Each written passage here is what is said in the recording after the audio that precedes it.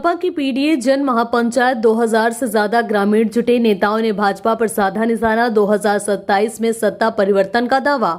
महोबा में विधानसभा चुनाव 2027 को लेकर सियासी सरगर्मी तेज हो गई है।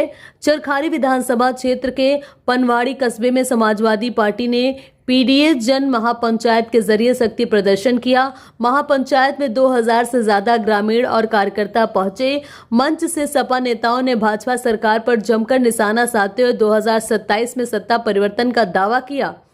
चरखारी विधानसभा क्षेत्र के पनवाड़ी कस्बे में सपा नेता और टिकट दावेदार महेंद्र राजपूत बीरा की अगुवाई में विशाल पीडीए जन महापंचायत आयोजित की गई। कार्यक्रम में उमड़ी भीड़ ने समाजवादी पार्टी के शक्ति प्रदर्शन को लेकर सियासी चर्चाओं को तेज कर दिया है।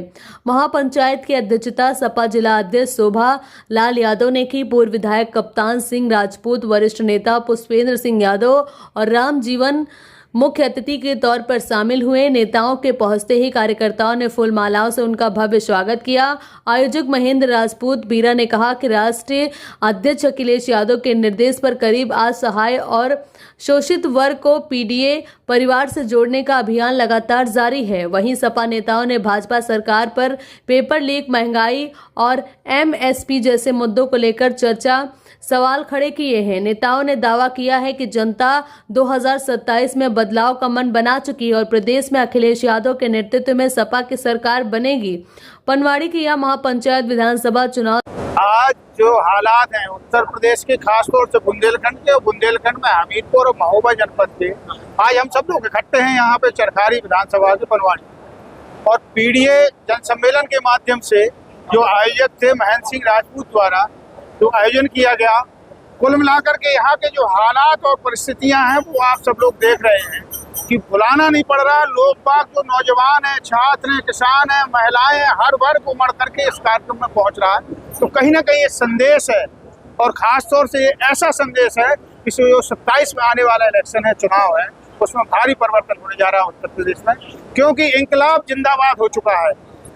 किसानों द्वारा, नौजवानों द्वारा, व्यापारियों द्वारा, मजदूरों द्वारा समाज का हर तबका आज कहीं ना कहीं इंकलाब नारा देकर के निकल पड़ा है और उसके परिणाम भी दिखना चालू हो गए। जिस तरीके से अभी पड़ोस के जनपद में चुनाव हुआ, पड़ोस के मध्य प्रदेश में उपचुनाव हुआ, बिहार में जो भारतीय जनता पार्टी के राष्ट्रीय अध्यक्ष हैं उनकी सीट पर जो चुनाव हुआ और खासतौर से जो उनके बूथ का चुनाव हुआ वो अपने बूथ तक को नहीं बचा पाए, तो निश्चित तौर पर ये बहुत भारी संदेश है देश के लिए और खासतौर से प्रदेश के लिए कि निश्चित तौर पर ये परिवर्तन हो चुका है। आम जनमानस ने मत बना दिया। लेकिन सत्ता ये है कि अब समाजवादी पार्टी के लोग ही नहीं, देश पूरी तरह जाग चुका है।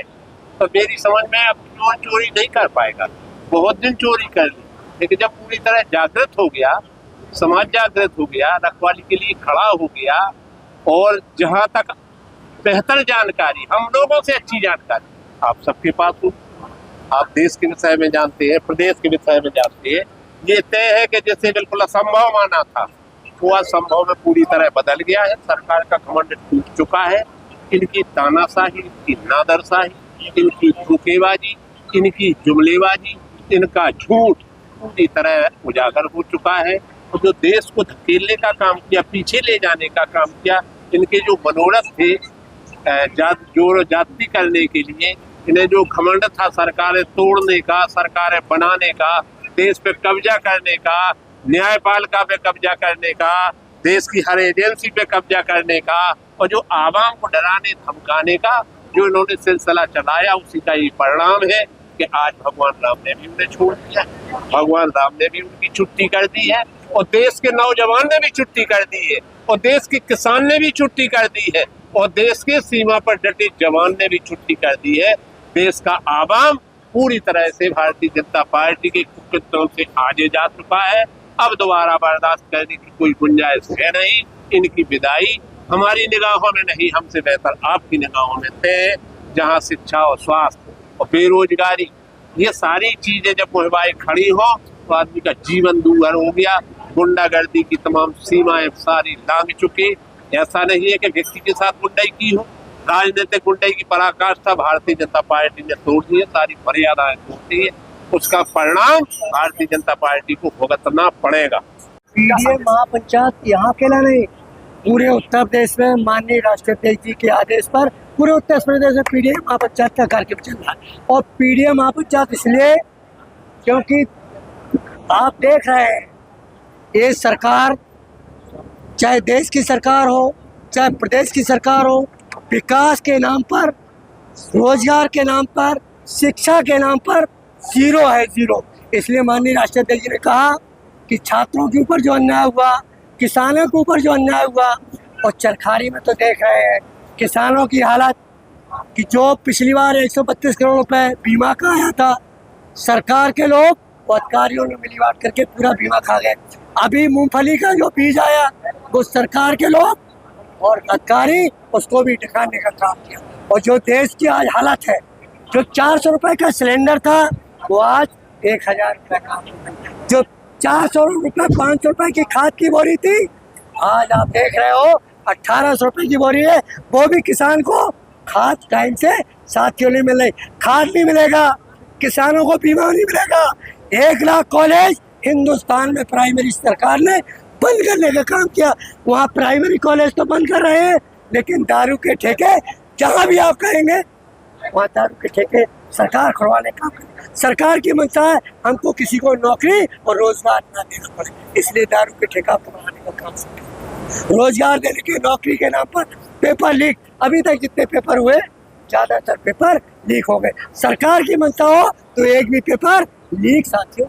आप लोग सत्ता में आने की क्या सत्ता में सरकार का हमारी राष्ट्रीय अध्यक्ष जी ने अभी 3 बार हम लोगों की बैठक ली। राष्ट्रीय अध्यक्ष जी ने कहा कि पहले तो मैं नौकरी की व्यवस्था करूंगा, लेकिन सबको नौकरी नहीं दी जा सकती है, उनकी रोजगार की व्यवस्था सरकार की होगी, अखिलेश यादव जी की होगी कि सभी को नौकरी और रोजगार देने का काम सरकार की, जो हमारी सरकार की। पीडीए जनपंचायत हमारे नेता माननीय अखिलेश यादव जी के निर्देशानुसार, उन्हीं के आदेश पर इसका आयोजन किया और पीडीए विचारधारा को जन जन तक पहुंचाने में हम एक छोटे से समाजवादी सिपाही हैं। लोगों को जोड़ना, जन जन तक पहुंचाना पीडीए विचारधारा को, यही हमारा मूल उद्देश्य है। और लोगों को, गरीब असहाय लोगों को जोड़ना। और ये लटोरी सरकार, चंदा चोरी, नौजवानों का पेपर चोरी, छात्रों का, और किसान की एमएसपी पे आज तक इनने कोई ऐसा कोई कानून नहीं बनाया, स्थगित कर दिया। ऐसी किसानों की विरोधी सरकार को हटाना है और 2027 में माननीय राष्ट्रीय अध्यक्ष जी को मुख्यमंत्री बनाना है।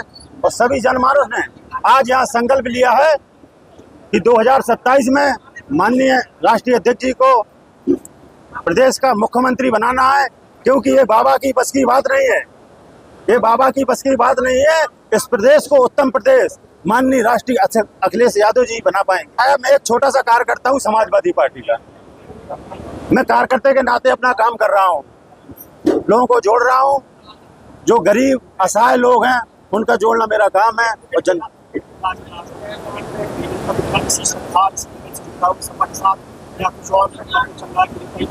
नहीं, ऐसा कुछ नहीं, मैं टिकट का आवेदक हूँ, बट ऐसा है जिसका माननीय राष्ट्रीय अध्यक्ष जी का आशीर्वाद होगा वो लड़ेगा, जिसका आदेश होगा वो लड़ेगा। मैं एक सिपाही हूँ, मैं काम करूंगा, इसी पार्टी में करूंगा चाहे जिंदगी तक, जब तक मैं हूँ इस पार्टी में रहूंगा, इसी पार्टी की राजनीति करूंगा। JTV न्यूज से जुड़े रहने के लिए हमारी खबरों को लाइक और शेयर करें, हमारे चैनल को सब्सक्राइब करें और अपडेट रहे हर छोटी बड़ी खबरों से।